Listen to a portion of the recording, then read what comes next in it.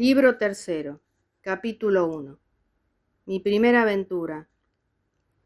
Cuando a la mañana siguiente subí a cubierta, el aspecto de la isla había cambiado por completo. Aunque el viento amainó del todo al amanecer, durante la noche recorrimos una distancia considerable y ahora permanecíamos encalmados a una media milla de la costa este.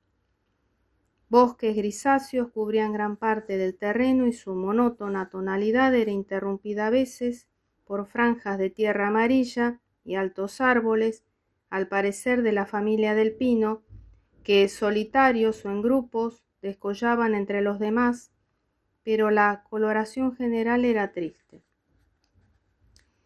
Las colinas elevábanse sobre la vegetación que parecía aletargada bajo el sol del fuego, y sus peladas cimas ofrecían extrañas siluetas vigorosamente recortadas en el puro azul del cielo.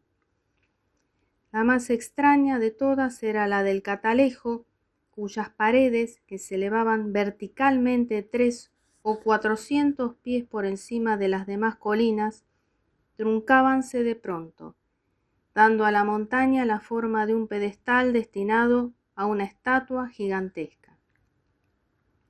El mar zarandeaba la Española y metíanse las olas por los imbornales. Chirriaban las botavaras en las garruchas, el timón daba bandazos de un lado a otro y el barco entero temblaba y crujía como una fábrica en medio del mar. Yo tenía que agarrarme con fuerza al barandal y me parecía que todo daba vueltas en torno mío, pues, aunque con el barco en marcha me portaba como un veterano, me era imposible conservar firme la cabeza cuando las olas lo hacían rodar de un lado para otro como una botella, sobre todo por la mañana, cuando tenía el estómago vacío. Quizá fuera causa del marco o bien porque oyera y viera estrellarse con furia la resaca en los abruptos acantilados de la isla. Lo cierto es que no me fue nada grata la visión de la anhelada isla del tesoro. A pesar de la radiante luz de aquella mañana tropical, de la algarabía que alrededor nuestro hacían las aves marinas a rozar las espumas, buscando peces, y la leyenda que, desde el primer momento, cree alrededor de la maravillosa tierra que guardaba el fabuloso tesoro. Mis pensamientos entonces volviéronse sombríos a recordar la suerte cruel que acaso nos reservaba el destino, y aunque al cabo de permanecer tanto tiempo embarcado hubiera debido tener impaciencia por saltar a tierra, he de confesar que se me cayó el alma a los pies. Además, se nos preparaba una mañana de trabajo infernal, pues por estar encalmado el viento, los marineros debían remar en los botes para remolcar la Española hasta doblar la punta que distaba unas 4 millas y entrando luego en el estrecho canal, conducirla hasta el fondeadero de Kidd. Salté a una de las barcas, aunque, como es fácil suponer, mi presencia servía más de estorbo que de ayuda. Hacía un calor sofocante y los hombres gruñían malhumorados, quejándose sin cesar de la tarea que se veían obligados a realizar.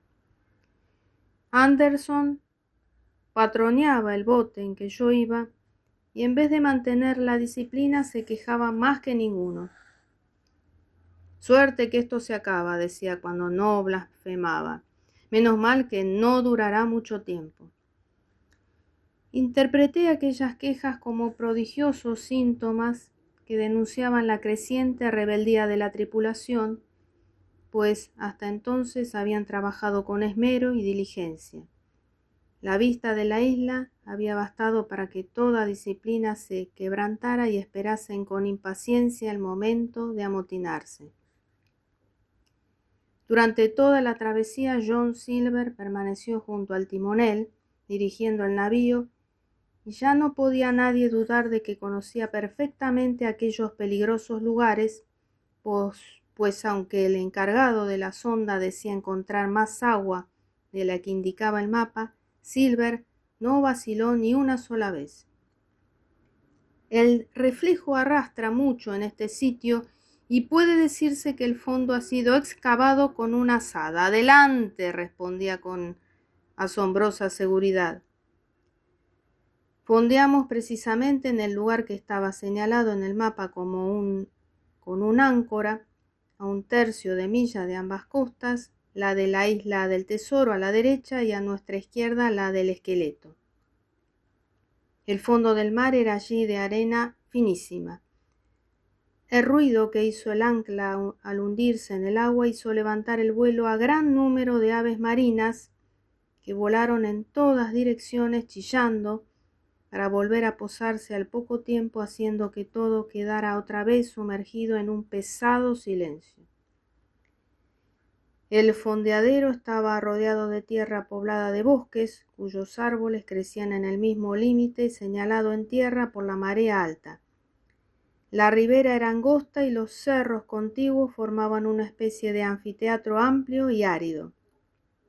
2 riachuelos que por la calma con que se deslizaban sus aguas parecían arroyos pantanosos, desembocaban silenciosamente en aquel lago, si así pudiéramos llamar al fondeadero de Kidd, y el follaje, en los bosques de la orilla, tenía un reflejo denso, verde y tan intenso que parecía venenoso. Desde el lugar en que nos encontrábamos no podíamos ver la empalizada ni el pequeño fortín que indicaba el mapa, y a no ser porque disponíamos de aquel documento en que se consignaba su existencia, hubiéramos creído ser los primeros que echaban el ancla allí, desde que la isla emergió de las profundidades del mar. No se movía ni un soplo de aire, ni se escuchaba otro ruido que el de las olas al estrellarse contra las rocas de la costa sur. Un vaho sofocante producido por las aguas estancadas y los vegetales que la humedad y el calor pudrían, cerníase sobre el fondeadero. Noté que el doctor hacía un gesto parecido al de un hombre que prueba un huevo ya descompuesto. Puede dudarse de que en esta isla haya un tesoro, pero lo que sí puede afirmarse es que hay fiebres. La conducta de la marinería, inquietante mientras trabajaron para remolcar la Española, hízose amenazadora cuando volvieron a bordo. Los hombres se reunían en cubierta formando grupos y murmurando. La orden más sencilla era acogida con actitudes hostiles y se cumplía a regañadientes. Incluso los hombres en cuya fidelidad confiábamos empezaban a dejarse arrastrar por la corriente de sedición y sentimos cernerse sobre nuestras vidas la nube sangrienta del motín. No eran únicamente los caballeros y sus leales quienes presentían la inminencia de la revuelta. John Silver, temiendo que un alzamiento prematuro diera al traste con sus planes, iba de un grupo a otro prodigando consejos y realizando con admirable diligencia las tareas que por razón de su empleo debía desempeñar. Extremaba su cortesía y para cada uno de los marineros tenía una sonrisa amable o una palabra oportuna. Si le daban una orden, John el Largo quedábase un momento inmóvil, apoyado en su muleta y repetía varias veces con buen humor: «Sí, señores, sí, enseguida». Si no tenía nada que hacer, entonaba una canción tras otra, como si quisiera ocultar, con la aparente buena disposición de su ánimo, la actitud de la tripulación.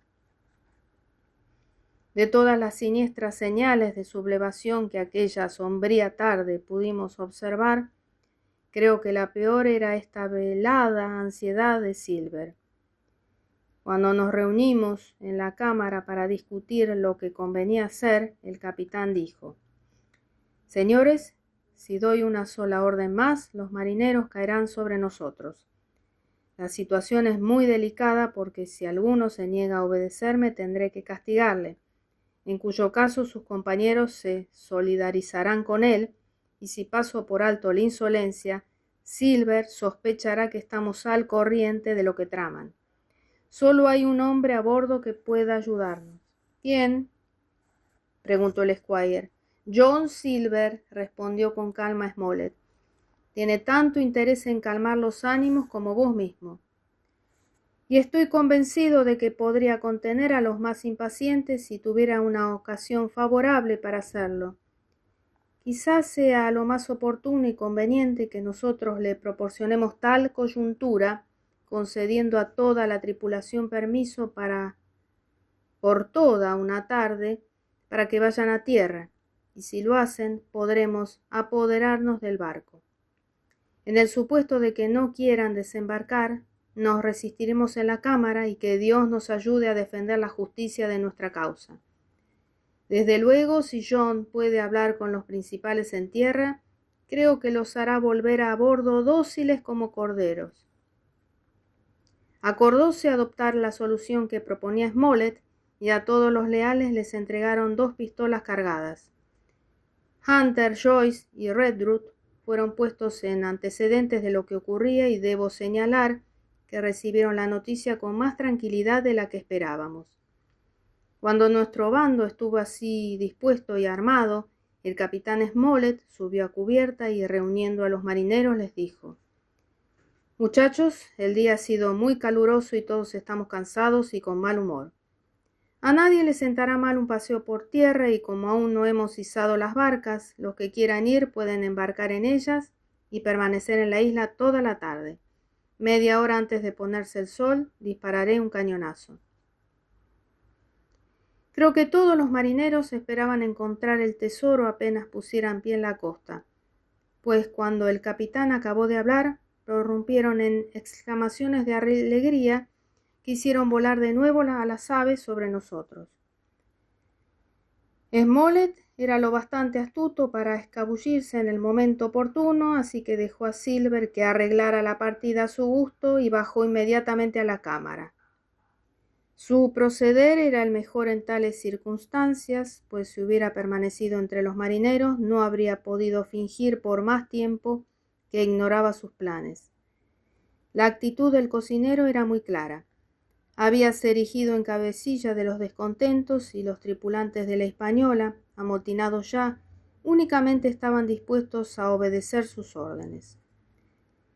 Los leales, bien pronto tuve la prueba de que podíamos confiar en algunos, debían ser sin duda los más estúpidos, o para hablar con más exactitud, creo que el ejemplo de los principales rebeldes les había pervertido, aunque no lo suficiente para atreverse a matarnos y a apoderarse del barco, lo cual es muy distinto a su deseo de mostrarse holgazanes e indisciplinados. Por fin Silver distribuyó a los hombres. 6 habían de permanecer a bordo de la Española y los 16 restantes iban a tierra. Mientras Silver y los demás que iban a tierra embarcaban, se me ocurrió la primera de las descabelladas ideas que en tanto contribuyeron a salvarnos la vida. Pues pensando en que los 6 hombres que a bordo quedaban imposibilitaban nuestro plan de apoderarnos del barco y que si a pesar de ello decidían a mis amigos intentarlo, mi presencia no sería necesaria, decidí ir a tierra con los marineros. En un momento me descolgué por un costado del barco y me acurruqué bajo el tabloncillo de proa del bote más próximo, que partió inmediatamente. Nadie hizo caso de mí excepto el remero de proa, que me dijo: «¿Eres tú, Jim? Agáchate». Sin embargo, John, desde la otra chalupa, miró con ojos penetrantes hacia la nuestra y gritó preguntando si yo estaba allí. Desde aquel momento empecé a arrepentirme de lo que había hecho. Ambas embarcaciones dirigiéronse velozmente a tierra, pero como aquella en que yo iba estaba mejor tripulada y era más ligera, se adelantó tanto a la otra que llegó mucho antes a la orilla. Cuando estuvimos entre los árboles, me tomé a una rama, salté a tierra y desaparecí entre la maleza. La chalupa de Silver aún estaba entonces a 100 metros de distancia. «Jim, Jim», oí que gritaba el cocinero. Pero como fácilmente se comprenderá, no hice caso de su llamada y corrí en línea recta hasta que la fatiga me impidió continuar.